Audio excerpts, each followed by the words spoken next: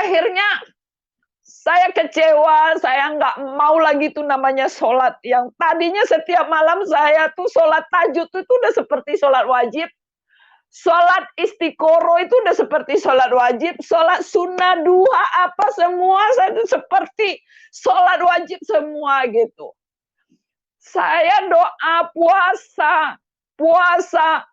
Senin Kamis itu udah seperti puasa Ramadan.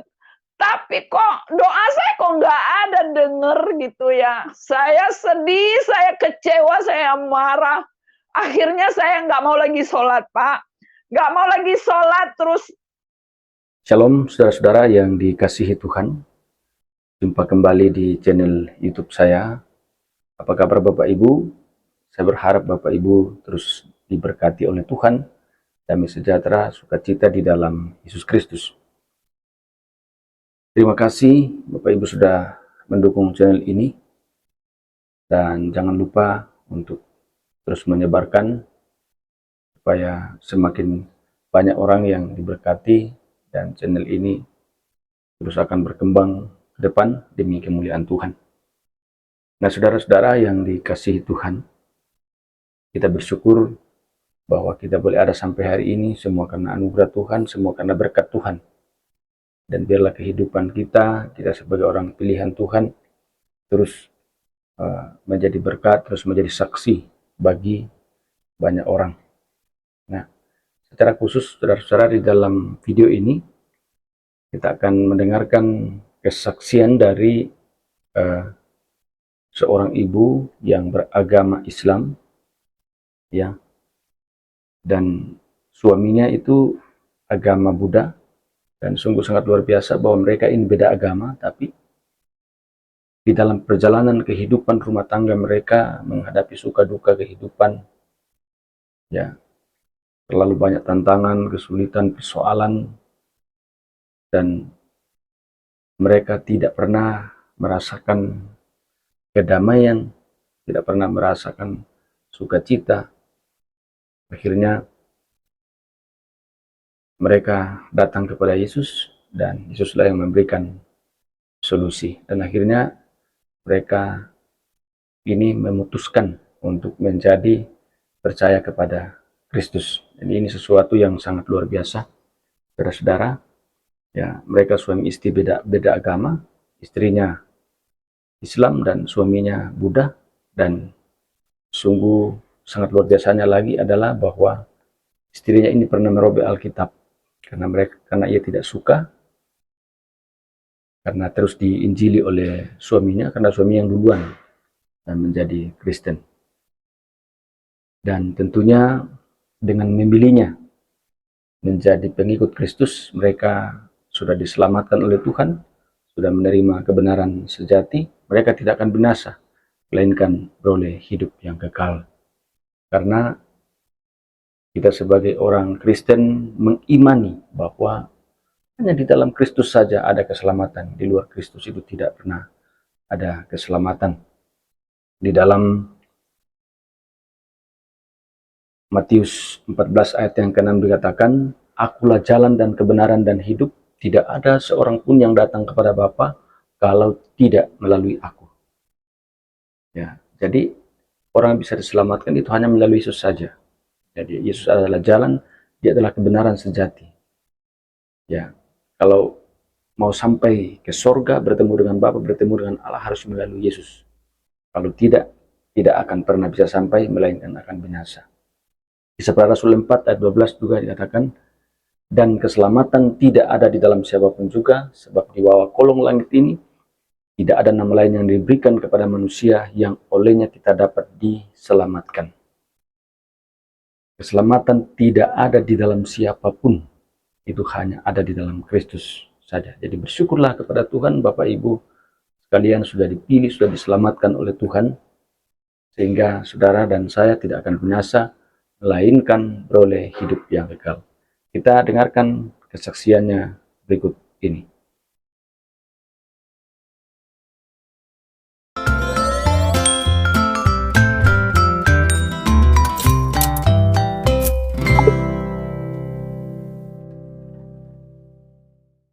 saya memang seorang Muslim tapi tidak begitu fanatik dan apa namanya? Kalau sholat, kalau menjalanin ibadah, ya kalau lagi suka, lagi mood ibadah, kalau lagi masalah ibadah gitu. Jadi sehingga kondisi itu memang apa namanya tuh bukan takut dengan orang tua gitu, bukan takut dengan Tuhan gitu. Tapi yang ada yang tertanam di pikiran saya kalau saya kenapa-kenapa, kalau saya bejat, kalau saya bergaul bebas, yang saya pikirkan orang tua saya. Karena orang tua saya sangat baik mendidik saya dengan adatnya ya. Jadi saya bangga dengan orang tua dan bersyukur itulah yang menjaga saya waktu itu ya. Terus sampai saya ketemu sama Pak Edi, menikah dengan Pak Edi. Jadi waktu menikah itu Pak Edi ini mau masuk Islam gitu, mau masuk Islam terus menikah dengan saya, terus namun setelah sampai di rumah mungkin hanya sebulan 2 bulan aja, terus dia ke Buddha lagi. Namun waktu itu karena sosok seorang Pak Edi, yang saya ambil dari Pak Edi rasa kekeluargaannya yang sangat tinggi, rasa santun sama orang tua yang tinggi, itu yang membuat saya tidak peduli dengan imannya. Maksudnya saya tuh tidak peduli dia kembali lagi ke Buddha gitu. Karena bagi saya waktu itu saya aja seorang Muslim yang dari kecil dididik sama orang tua juga tidak sesantun Pak Edi gitu.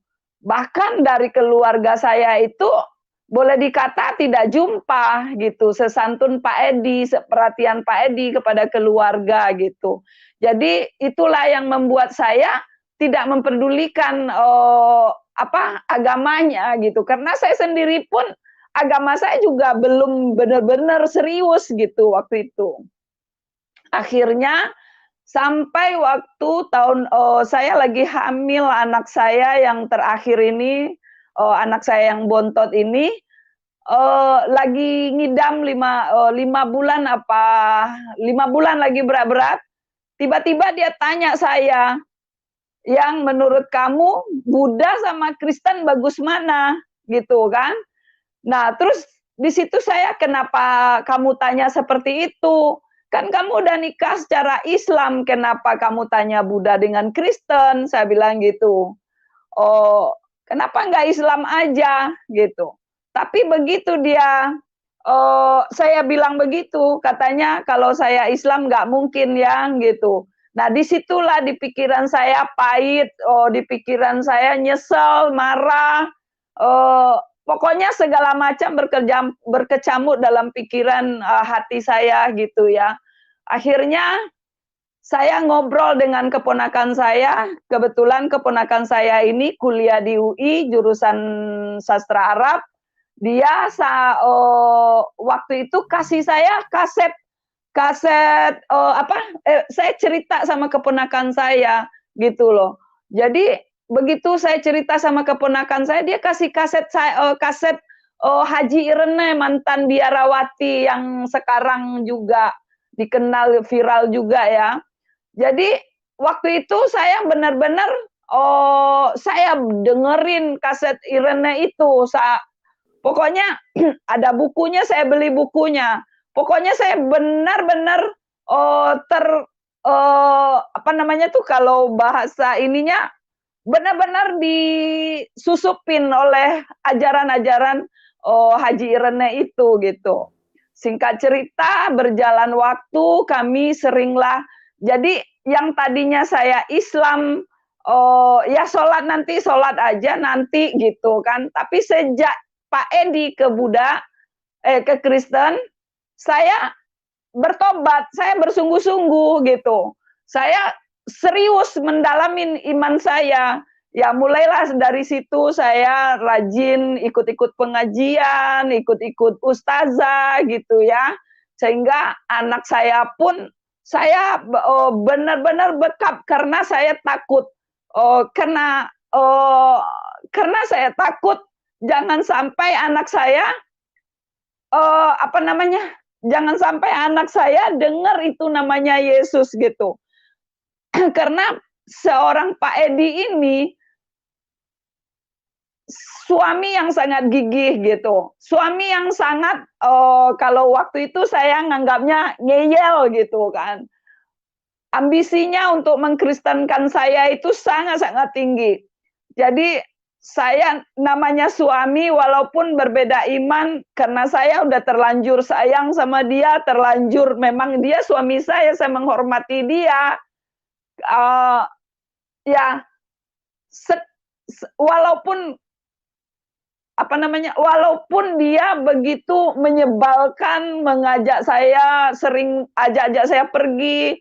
Kalau di rumah itu saya setel kaset ceramah agama iman saya, dia ganti dengan kaset khotbah Kristen gitu. Sampai satu saat sampai anak saya lahir ya, Pak Edi ini semakin menjadi-jadi gitu. Semakin pergi, akhirnya suatu saat saya ambil keputusan. Saya bilang, kalau begini terus-terusan, ini nggak bisa, saya bilang gitu. Kalau begini aja deh, saya bilang gitu. Waduh, begini aja deh yang saya bilang gitu. Saya ikutin sampai 2 tahun ini saya lihat kalau memang Tuhan Yesus itu baik, benar-benar tidak ada yang mustahil baginya. Saya bilang, saya liatin sampai 2 tahun ini, saya kasih kesempatan ini bisa ngebalikin semua harta benda kita yang sudah terlelang, yang hilang itu bisa kembali. Saya bilang, ya sudah, aku ikut kamu gitu. Waktu itu ya Pak ya. Sampai berjalan, akhirnya udah mau sampai waktu, pokoknya udah sampai keputusasaan saya. Karena dia sering ajak-ajak saya pergi, sampai, pokoknya jadi waktu itu dia sering, kalau saya lagi ajarin anak saya kayak dalam keimanan saya waktu itu, dia ganti kaset saya, dia ganti ceramah yang saya dengerin. Akhirnya saya sholat tahajud malam-malam, dia bangun malam-malam itu, saya udah diam-diam untuk sholat tahajud, dia tetap bangun, jagain saya sholat tahajud, ajak saya berdoa. Pokoknya setiap hari itu hampir seperti itu. Saya bilang, kan kalau di Islam itu kalau kita sholat, kalau berwuduk itu kan kalaupun suami itu batal Pak sholatnya. Suami saya nih nggak ngerti dibilangin. Saya bilang, kamu ya udah kita masing-masing, saya bilang gitu. Udah kamu Kristen, aku Islam, tapi tolong jangan ganggu aku lagi sholat, gitu kan. Selalu begitu Pak. Jadi sampai suatu saat saya sering buangin itu kasetnya, saya sering buangin itu Alkitabnya. Ya orang lagi sholat tahajud, dia ambil Alkitab, dia bawa ke saya, baca 1 ayat aja. 1 ayat aja yang kamu baca. Sama kamu panggilnya Allah, aku panggilnya Tuhan Yesus katanya. Saya bilang, saya nggak mau, saya bilang, saya lagi sholat tahajud. Nggak bisa begitu, kamu di sana sholatnya. Masih aja tetap dia pegang tangan saya, kan udah jelas batal uduk saya mau sholat gitu. Akhirnya saya emosi, saya ambil Alkitabnya, saya sobek, saya lempar ke belakang gitu. Hampir setiap malam begitu Pak. Jadi sampailah suatu saat ambil keputusan cerai gitu kan. Sudah panggil waktu itu saking ngeyelnya Pak Edi itu ngajak saya ke tempat-tempat olahraga, kumpulan orang okul ya gitu. Jadi diajak olahraga, saya memang hobi olahraga. Pokoknya macam cara dia bawa-bawa saya gitu. Akhirnya saya nggak tahu lagi habis gimana, karena saya semakin mendalamin iman saya waktu itu. Pokoknya kalau saya karena udah berbeda iman itu zina Pak gitu. Akhirnya saya nggak layanin dia lagi sampai berbulan-bulan, tapi ntar saya kasihan, saya layanin lagi gitu. Terus pokoknya selalu begitu, akhirnya sampailah yang terakhir itu kami bawa dia, ada saudara saya, dia aktif di mualaf center di Ayamuruk ya Pak. Jadi ada saudara saya ini mau ajak dia ke Islam Center itu. Cuma waktu itu mau ketemuan hari Sabtu, hari Jumat dia sholat Jumat di masjid mualaf center itu, dia kepleset Pak, jatuh lagi ngambil air wuduk mau sholat Jumat meninggal. Satu itu, terus gak lama kemudian panggil ada lagi di rumah kakak saya, panggil ada Ramli Nawai, dia itu tentang debat-debat Islam Kristen ini Pak, itu namanya Ramli Nawai, diundang tuh anak mahasiswa UI itu datang di situ. Pak Edi ini bawa pendeta, akhirnya ada debat Islam Kristen lah di situ. Pokoknya malam siang itu pas berdebat Pak Edi bawa pendeta yang saya pikir waktu itu pendeta Oon gitu Pak ya. Karena waktu itu yang ditanyakan oleh Pak Ramli Nawai ini dia nggak bisa jawab. Saya pikir dia nggak bisa jawab gitu ya.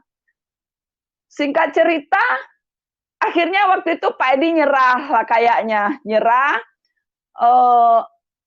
Sebulan kemudian Pak Ramli Nawai ini meninggal Pak. Jadi waktu Pak Ramli Nawai meninggal ini, di situ kami agak sedikit getar juga Pak gitu. Kenapa ya kok yang kita perjuangin kok malah yang diperjuangin malah kalah duluan gitu. Ada sempat kami ngobrol sama kakak waktu itu, wah ini ngeri juga ya katanya gitu. Kok setiap ada ini kok pada meninggal gitu kan. Takut loh kata kakakku begitu waktu itu. Akhirnya sampai terakhir kebetulan keponakan saya menikah, jadi orang tua saya datang dari kampung ke Jakarta.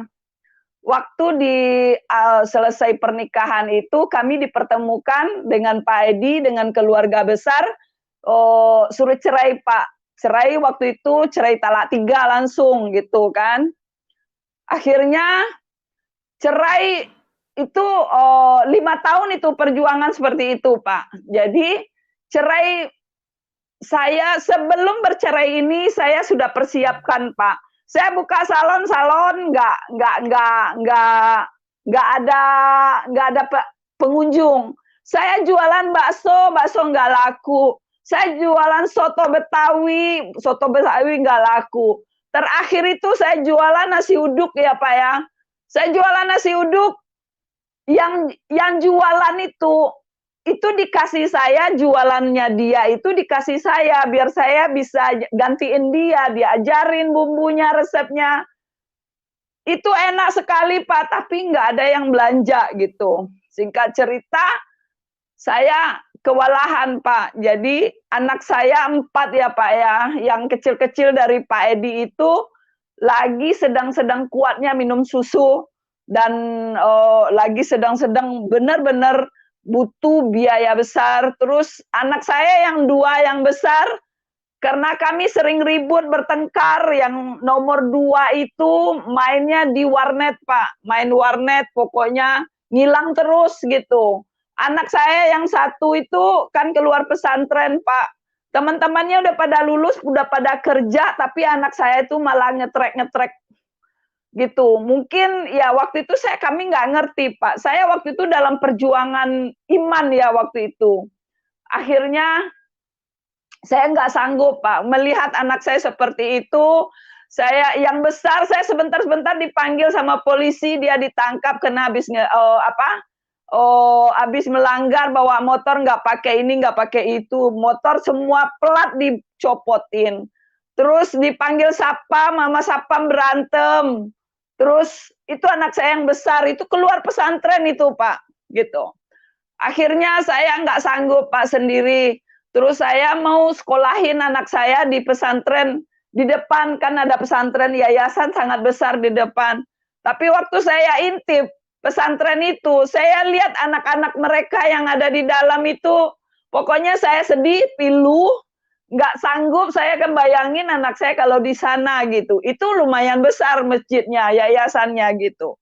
Terus waktu itu saya sangat-sangat suka dengan ceramah agamanya Pak Agin ya. Waktu itu saya benar-benar termotivasi bagaimana cara mendidik anak, mengajar anak, membimbing anak gitu ya. Itu saya sangat termotivasi dengan ceramahnya Agin ya. Jadi waktu itu sempat saya punya rencana mau saya sekolah mau saya titip di yayasan Agin ini di Bandung gitu ya. Namun waktu itu saya masih cari waktu dan cari ongkos gitu ya.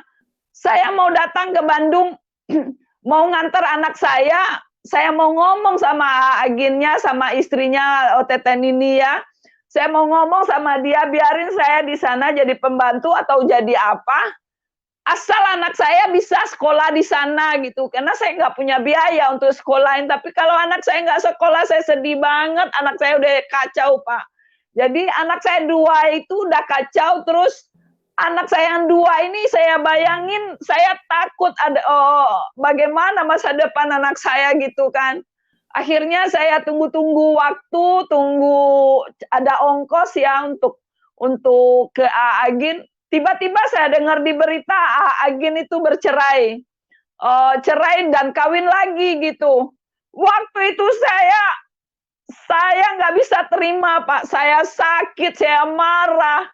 Apa ini ya Allah gitu. Ini maksudnya apa ya Allah? Aku nggak mau anak-anak yang begini ya Allah. Bagaimana cara mendidik anak yang Engkau mau ya Allah? Kenapa begini? Orang yang aku panut, orang yang aku ini, tapi kok begini ya Allah gitu. Akhirnya saya kecewa, saya nggak mau lagi tuh namanya sholat. Yang tadinya setiap malam saya tuh sholat tahajud itu udah seperti sholat wajib. Sholat istiqoroh itu udah seperti sholat wajib. Sholat sunnah, duha, apa semua saya tuh seperti sholat wajib semua gitu. Saya doa puasa. Senin Kamis itu udah seperti puasa Ramadan. Tapi kok doa saya kok nggak ada denger gitu ya. Saya sedih, saya kecewa, saya marah. Akhirnya saya nggak mau lagi sholat Pak. Nggak mau lagi sholat, terus kebetulan waktu itu saya punya pembantu karena waktu punya pembantu, tapi pembantu saya ini dia rela tinggal sama saya, nggak digaji. Tapi dia merokok Pak gitu. Terus dia bilang saya, udah nggak usah pusing-pusing katanya, ngerokok aja katanya gitu. Akhirnya saya ngerokok, saya lemparin kayak emosi saya nggak mau sholat, saya nggak mau apa-apa lagi. Akhirnya saya ngerokok, ngikutin saya punya teman. Pokoknya saya udah mau mulai, sudah ngerokok ya Pak. Saya kepengen ngerasain minum. Saya beli bir yang di Alfamart itu Pak, saya beli, saya minum.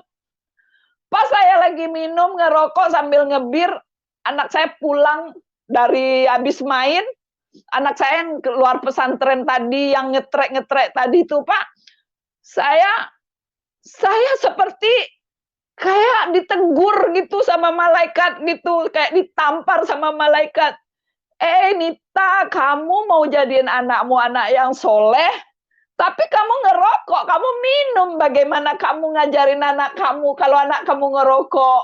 Kalau anak kamu minum, gimana larang anak kamu? Kalau kamu ngerokok, minum gitu, Pak. Akhirnya saya ambil tuh minum, saya buang. Saya nangis, saya masuk ke kamar atas, saya bilang, "Ya Allah, apa yang harus aku lakuin? Kenapa aku harus begini? Buatlah aku jadi wanita nekat, ya Allah, biarin aja, yang penting anakku hidup, yang penting anakku makan, yang penting anakku sekolah." Gue bilang, biar ini otak aku nih mikir, biar maulah kayak orang-orang itu gitu. Bisa nipu, bisa nggak jujur, bisa ngelakuin apa aja. Tapi kenapa nggak bisa ya Allah gitu kan? Saya kecewa berat. Tapi aku harus gimana ya Allah? Aku bagaimana ya Allah? Anak-anakku laki-laki semua ya Allah. Masa anak aku jadi kayak gini ya Allah? Saya nggak sanggup ya Allah gitu kan. Terus berjalan, terus saya udah coba. Saya datang ke rumah saudara saya, saudara ini dari bapak ya Pak ya. Suaminya itu dulu waktu bapak saya almarhum, dia sangat-sangat menghormati bapak saya. Begitu juga dengan saya, dia sayang banget sama saya, sama istrinya juga, sayang banget sama saya. Kalau saya datang ke rumahnya, dia seneng banget, apa aja dia beri buat saya gitu. Karena saya memang rajin Pak ya, kalau saya datang ke rumah orang itu saya cuma 1 jam, 2 jam duduk aja kalau saya sebagai tamu. Lebih dari 2, 3 jam itu saya di rumah siapa aja udah kayak rumah saya. Apa aja saya mau bantu cuci piring, saya ngelihat apa yang saya bisa bantu, pasti saya bantu gitu Pak. Jadi, waktu itu dia sayang banget sama saya. Begitu saya datang ke rumahnya Pak, maksud saya biar anak saya dikasih lowongan pekerjaan karena dia punya pom bensin di daerah Cempaka Putih kalau nggak salah waktu itu Pak ya. Jadi saya datang ke rumahnya, saya ceritalah, suami saya begini-begini. Dia bilang apa sama saya Pak? Katanya dia udah nggak respect lagi sama saya. Sejak saya punya suami Cina, katanya dia nggak respect lagi dengan saya. Saya marah Pak, saya kecewa, saya bilang, saya mungkin tipe orang yang apa namanya tuh gengsinya tinggi kali ya Pak. Saya datang ke sini cuma menawarkan tenaga pekerja, mau kerja apa aja. Saya nggak minjem loh, saya datang nggak minta loh, saya cuma mau menawarkan tenaga saya, asal anak saya bisa bekerja gitu. Saya marah, saya nggak terima dalam hati saya Pak ya. Saya pulang ke rumah saya, akhirnya ada sepupu saya di Lampung, paling kaya di zaman itu, paling kaya di Lampung itu Pak. Saya punya sepupu, saya datang sama dia, sebelumnya juga dia sangat-sangat sayang. Dia sangat-sangat senang kalau saya kunjungin Pak ke Lampung. Tapi saat itu dia memang tetap sayang, tetap kasih di anak saya uang saku lah kalau pulang dari sana itu. Tapi maksud saya ke sana, maksud saya begini, saya mau ke Lampung itu, saya mau pindah, saya mau usaha di sana, karena saya lagi nawarin tanah saya sama orang, biar begitu uang saya keluar, saya mau pindah ke Lampung gitu, untuk menjalanin masa depan saya sama anak-anak saya. Tapi yang saya harap waktu itu, yang saya kepengen waktu itu, dia nawarin, ya udah Tah, kamu pindah aja ke sini daripada kamu kan lagi berjihad. Udahlah anak-anak kamu tinggal di sini aja, tapi kamu usaha sendiri. Nah, itu yang saya rindu, dia tawarin sama saya ya.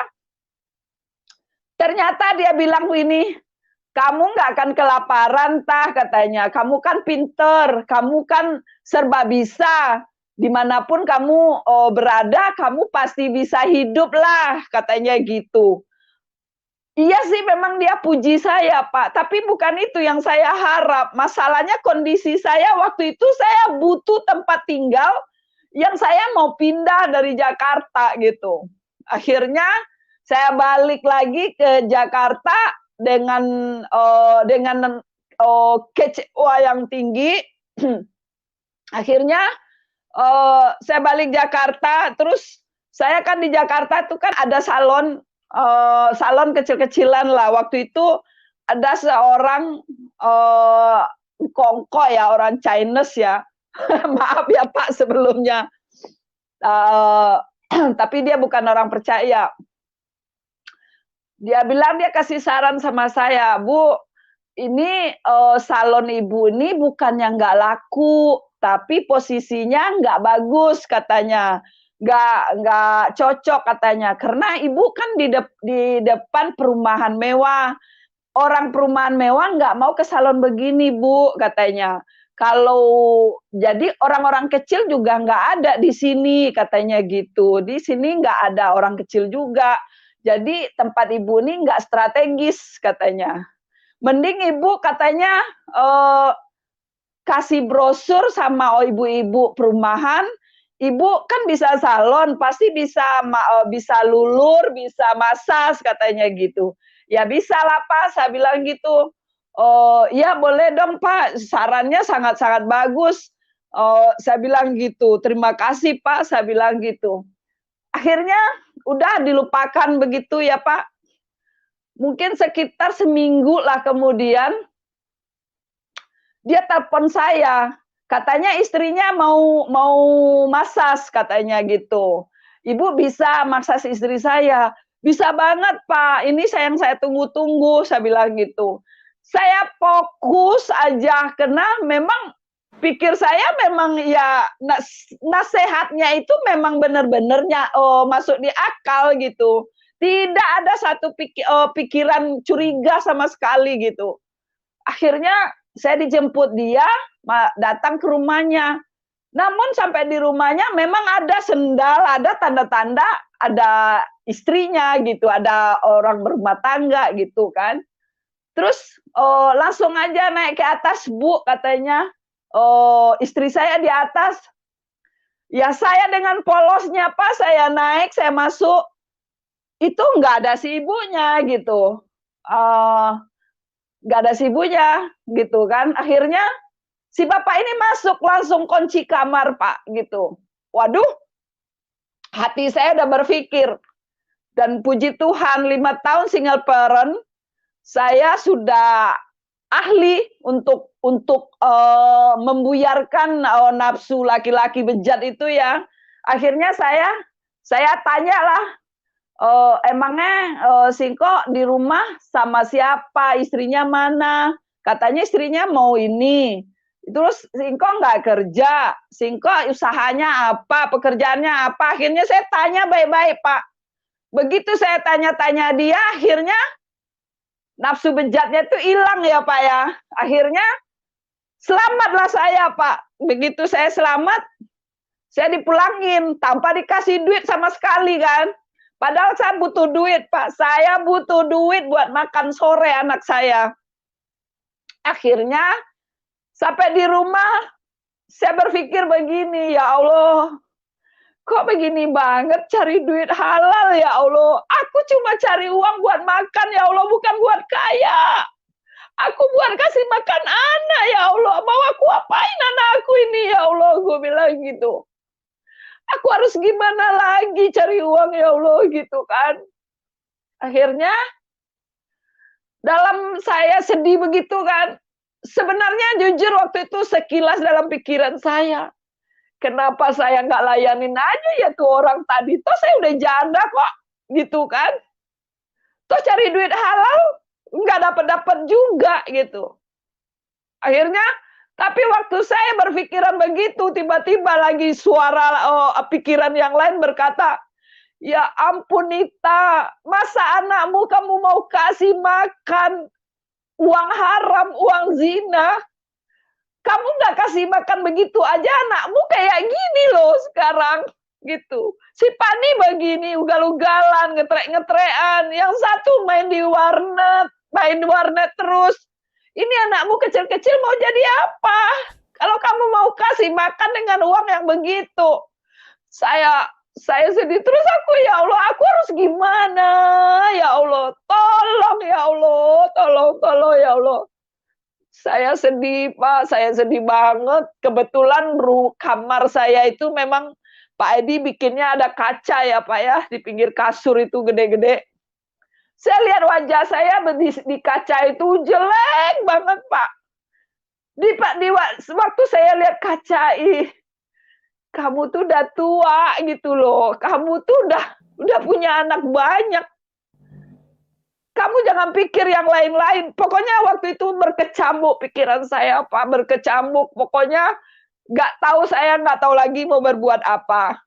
Tapi bersyukurnya waktu itu tidak terlintas sih mau bunuh diri gitu ya, Pak. Akhirnya setelah itu saat saya galau kayak gitu, Pak Edi datang. Nah, disitulah permulaan waktu Pak Edi datang.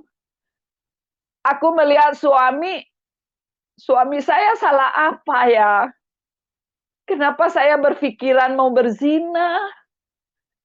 Kalau saya mau berzina, ya berzina dengan suami saya aja. Atau berzina dengan bapaknya anak saya, toh. Dalam hati saya berpikir begitu.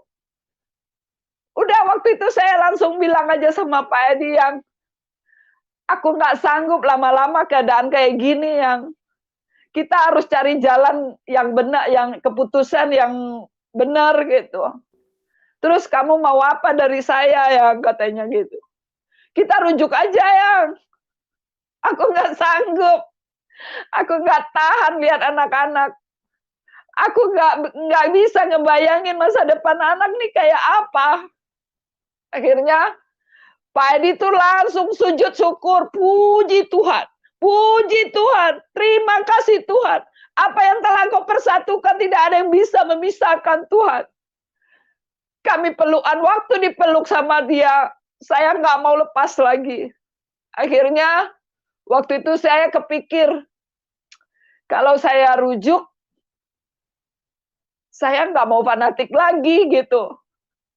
Kalau saya nggak mau ribut lagi gara-gara perbedaan iman ini. Saya malu berantem, saya malu dengan Pak RT gitu. Akhirnya saya bilang sama Pak Edi yang, gimana kalau kita menikah secara Kristen, boleh nggak? Aku nggak Kristen. Dia bilang waktu itu, dia bilang sekali-kalinya bohong katanya. Kalau begitu saya nggak tahu yang, gimana kalau kita konsultasi aja sama Pak Andi. Nah, Pak Andi ini Pak, adalah sosok Bapak hamba Tuhan yang tidak pernah menampilkan kependetaannya, nggak pernah menampilkan orang Kristen gitu. Setiap kami pergi sama dia tuh hati saya damai, adem. Kenapa? Dia nggak pernah bicara tentang Yesus gitu sama saya. Bapak, saya minum ya. Cuma yang dia praktekkan ke saya, kalau dia pergi, dia selalu diajak pergi sama dia. Kalau dia ada bonus ada di kolam renang, dia kasih kesempatan saya dan anak-anak saya sama keponakan saya ikut-ikut renang. Pokoknya saya dianggapnya seperti anaknya sendiri, Pak. Anak saya dianggapnya seperti cucunya gitu. Jadi kalau dia ajak ke full gospel, saya nggak pernah marah karena dia nggak pernah ngomongin saya, ngomong maksa gitu, setel ceramah khotbah pendeta tuh nggak pernah gitu. Cuma prakteknya dia tuh selalu seperti bapak saya gitu. Jadi kalau dia ngajak saya nggak pernah nolak gitu. Saya sangat menghormati beliau gitu. Akhirnya waktu itu Pak Edi bilang, ya udah, mau nggak kita konsultasi ke Pak Andi? Ya udah boleh, saya bilang gitu. Akhirnya kami ketemu sama Pak Andi, ternyata sama Pak Andi diajaklah ke tempat Pak Timotius Hardono. Sampai di sana Pak Timotius Hardono inilah yang dipakai Tuhan untuk membuka paradigma saya, membuka pintu hati saya. Waktu itu yang ditanyakan oleh Pak Timotius Hardono yang sampai saat ini saya nggak lupa, Bu, Allah itu maha kuasa bukan? Saya bilang, iya Pak, maha kuasa. Allah itu maha esa bukan? Iya Pak, Allah itu maha esa. Saya kasih Oh, apa, contohnya sama Ibu begini ya, katanya gitu. Kalau presiden Indonesia ini, siapa Bu namanya? Saya bilang, waktu itu masih siapa sebelum Jokowi? Kok saya lupa. B. SBY, ya. Pak SBY, Pak, saya bilang gitu. Nah, saya mau bilang sama Ibu, kalau Pak SBY itu sebagai presiden Indonesia, dia berkuasa nggak menurut Ibu di Indonesia ini? Ya pasti berkuasa lah Pak, namanya dia juga pimpinannya Pak, pimpinan utama, saya bilang gitu. Terus kalau Pak SBY pengen iseng gitu mau jadi sopir taksi gitu, dia pinjam taksi, si sopir taksi ini mungkin nggak, si sopir taksi ini ngasih apa, taksinya sama SBY. Saya pikir ya pasti pasti dikasih lah Pak. Malah saya senang, saya bilang kalau pinjam sama saya karena dia orang besar gitu kan, pemimpin gitu kan. Oke, sekarang saya balik pertanyaannya sama Ibu. Kalau si sopir taksi ini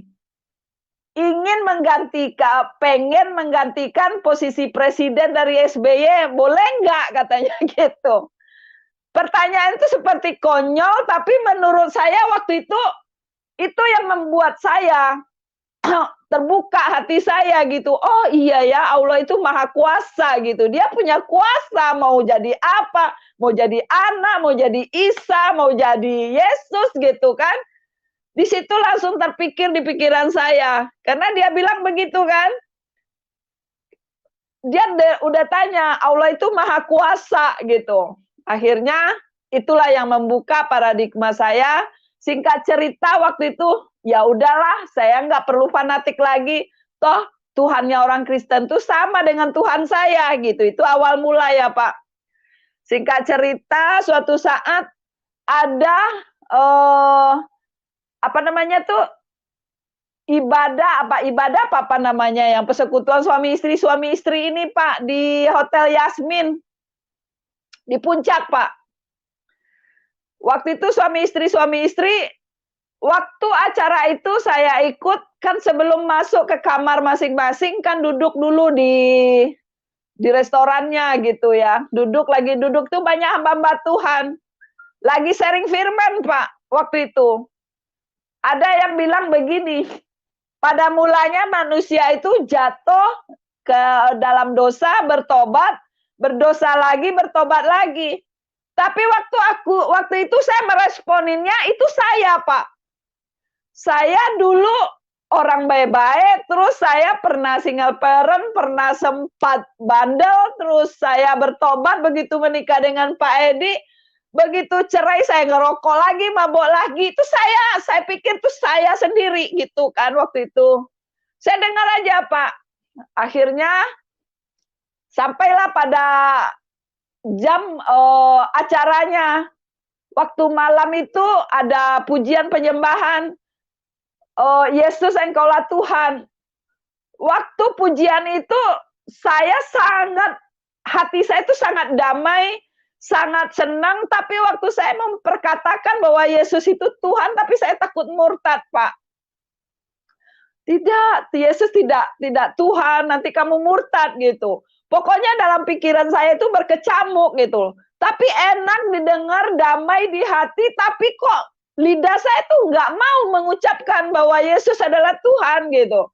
Singkat cerita malam itu Pak Edi ajak saya didoain sama Pak Timotius Hardono dengan Bu Indri di suatu ruangan. Saya doang sendiri, Pak Edi di luar sama Bu Indri sama Pak Timotius gitu. Singkat cerita malam itu Pak Tim ini ngelayanin saya mungkin sampai jam 3 pagi Pak gitu. Akhirnya pulang dari situ, dari Puncak, sampai di rumah saya saya datang ke rumah kakak saya yang pertama, karena rumahnya dekat dengan saya datang kepada dia, saya bilang, nih, aku mau rujuk lagi aja sama Edi, saya bilang gitu. Karena aku nggak sanggup nih sendiri. Apa jawab kakak saya yang pertama ini? Dia bilang, ya Uni nggak bisa ngomong apa-apa, Tah, katanya. Karena Uni nggak bisa juga bantu kamu, anak kamu banyak. Tapi Uni dorong kamu balik sama si Edi, katanya. Uni juga nggak berani, katanya. Uni takut disalahin sama yang lain, katanya gitu. Singkat cerita, aku merasa aman. Berarti Uniku kasih kode gitu. Akhirnya terus aku telepon kakakku yang di atas aku, tinggalnya di Klender, Pak. Waktu itu di Pondokopi, Pak, tinggalnya. Saya telepon kakak saya ini, Yen, aku mau rujuk lagi sama Edi ya. Karena aku nggak sanggup sendirian gitu. Udah banyak usaha aku coba, nggak bisa, saya bilang gitu.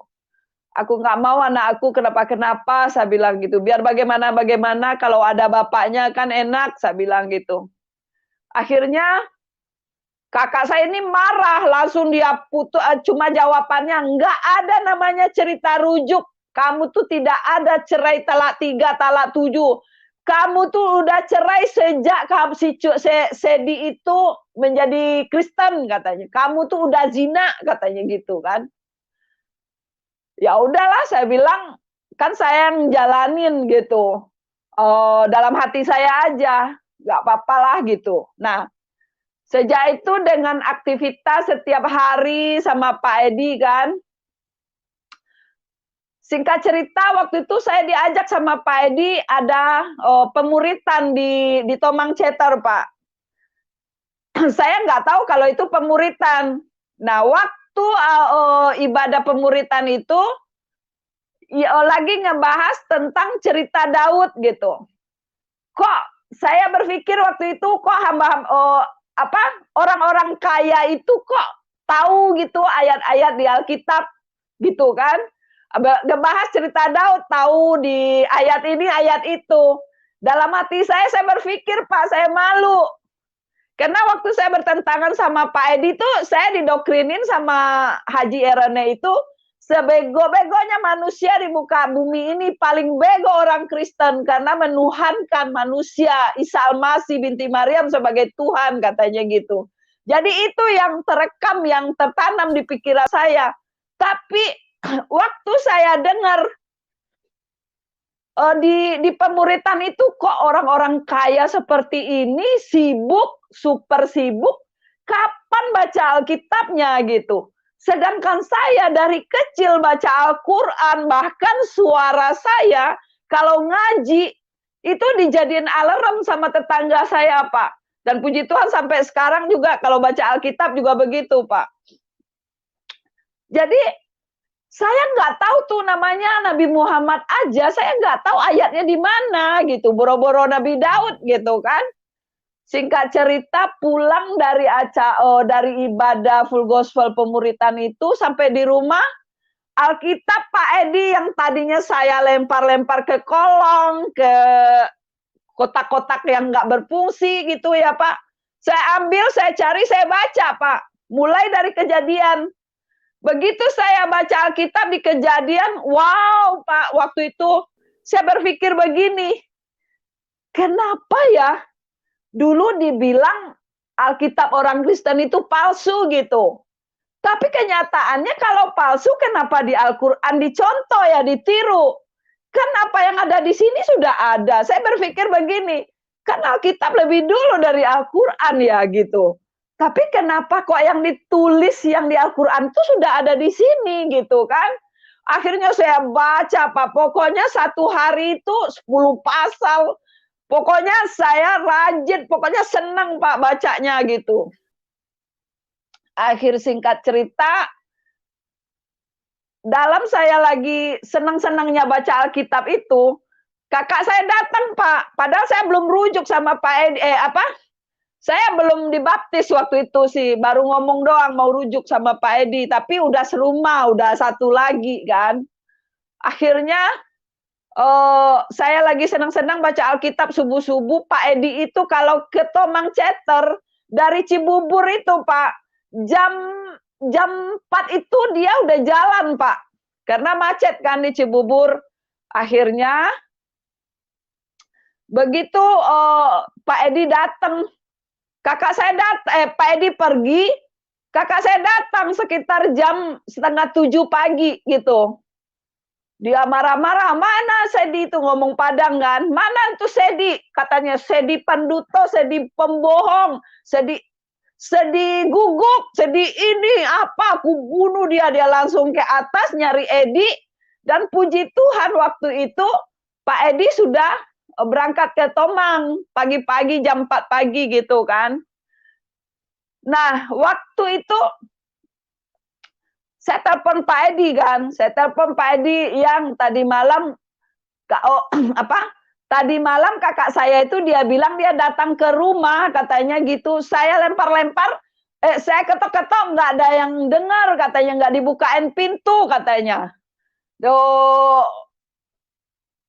Pokoknya datang dia marah-marah gitu Pak, dia ngoceh-ngoceh, pokoknya ocehannya itu kalau biasanya Pak, saya yang lebih galak dari dia. Tapi saat itu waktu kakak saya ngoceh-ngoceh, apa yang ada di pikiran saya cuma terkatakan, padahal waktu itu saya belum dibaptis Pak, cuma baru baca Alkitab itu aja. Saya bilang, Yesus, Yesus, Yesus, cuma itu aja kata-kata yang keomong tanpa saya sadari juga ada dorongan kata-kata Yesus, Yesus gitu aja. Terus tiba-tiba ya kakak saya pulang, dia cuma giniin kepala saya, Dedek katanya sudah pecah telur cie, sudah pecah telur satu gitu, artinya sudah hilang adanya satu gitu Pak. Akhirnya dia pulang, dia pergi, terus ya saya heran gitu waktu itu sama diri saya, kenapa tadi saya kok nggak ada masalah ya. Yang kepikir bagi saya begini Pak, waktu kakak saya marah-marah itu, saya justru malah berpikir begini, karena kakak saya itu terlalu sayang sama saya. Dia tuh memang teramat baik sama saya, makanya dia kecewa dengan saya gitu. Dengan saya rujuk dengan Edi, sedangkan menurut dia itu saya udah zina gitu. Jadi itu yang terpikir di benak saya waktu kakak saya marah-marah itu. Makanya saya nggak balas marah gitu. Tapi kalau saya marah waktu itu Pak, apa yang terjadi? Pasti tetangga ikut ribut waktu itu gitu. Karena dia udah bilang sama tetangga, dia bilang kami kumpul kebo, kami kumpul apa, katanya malam-malam itu Pak. Waktu itu gitu. Akhirnya setelah itu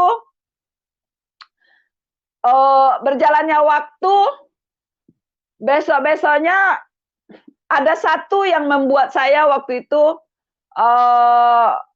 kalau saya ke Kristen, saya udah ngerokok nih lagi nih gitu. Pak Edi aja nggak ngerokok, masa saya ngerokok gitu loh.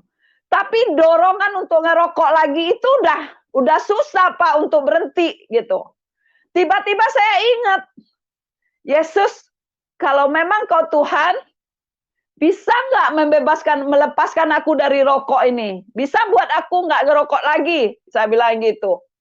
Waktu saya ngomong begitu Pak, belum selesai ngomongnya, saya itu kesadaan asapnya itu keisap ke hidung aku, lari ke otak Pak, sampai ke kuping-kuping saya sakit. Sehingga waktu itu saya ciumin bau rokok itu sampai sekarang Pak. Masih enek di perut gitu. Akhirnya itu mukjizat kedua yang saya rasakan waktu itu, saya semakin kalau Pak Edi ajak, saya tuh senang gitu Pak, semakin senang gitu. Akhirnya dibawalah sama Pak Edi ke doa puasa, dibawa sama Pak Edi ikut puasa Ester di puncak di Ibu Dora Kamsil. Akhirnya sampailah waktu saya mau dibaptis gitu Pak. Nah, mulailah waktu zaman Pak, ini waktunya gimana Pak? Ya, 5 menit lagi Pak Bu Nita. 5 menit lagi ya. Oke, lanjut. Oke, siap. Nah, sampailah setahun lamanya saya ikut doa puasa Ester ke puncak, ya. Disitulah mulai terjadi pergolakan. Saya mulai diusir Sampai 3 kali diusir Pak waktu itu. Eh, mungkin sampai di sini dulu aja ya Pak. Demikian kesaksian ini saudara-saudara, semoga dapat bermanfaat, memberkati Bapak Ibu sekalian, sehingga dengan demikian Tuhan yang dimuliakan. Dan sekali lagi saudara-saudara, jangan lupa untuk terus mendukung channel ini dengan cara like, subscribe, dan share, supaya saudara terus akan mendapat notifikasi video terbaru dari saya, dan juga channel ini dapat bermanfaat, memberkati banyak orang. Tuhan Yesus memberkati saudara sekalian.